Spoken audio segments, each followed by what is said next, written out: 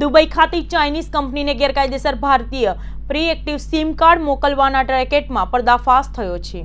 બે ઈસમોને 192 sim card લઈ દુબઈથી flight પકડે તે પહેલા જ પોલીસ દ્વારા ઝડપી લેવામાં આવ્યા હતા। આ બંને ઈસમો પર પોલીસ દ્વારા વોચ રાખવામાં આવી હતી।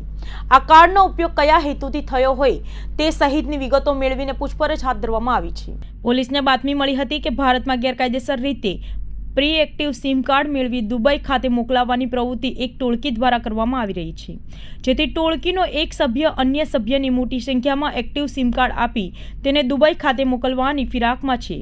તેઓ બંને સુરત રેલવે સ્ટેશન ખાતે સિમ કાર્ડની ડિલિવરી કરવાની હોવાથી ભેગા થયા હતા।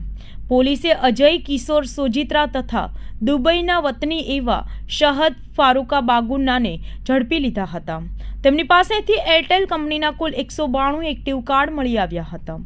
અજયની પૂછપરછમાં જાણવા મળ્યું હતું કે દુબઈમાં ઓનલાઈન ગેમ રમાડાતી ચાઇનીઝ કંપનીમાં ભારતીય સિમ કાર્ડ દ્વારા ભારત રહેતા લોકો સાથે ઓનલાઈન ગેમિંગમાં નામે છેતરપિંડી થતી હોય છે, જેથી ઓર્ડ મળતા તેઓને સિમ કાર્ડ સુરત આવી સુરત ખાતે રહેતા ઉમેશ રેશમા તથા કેતન નામની વ્યક્તિનો સંપર્ક કરી તેઓને પ્રી એક્ટિવ સિમ કાર્ડ માટે ઓર્ડર આપ્યો હતો, જેમાં આ સિમ કાર્ડ શહદ ફારૂક બાગુના ફ્લાઇટમાં દુબઈ લઈ જવાનો હતો, જો કે અગાઉ જ પોલીસે ઝડપી પાડ્યો હતો।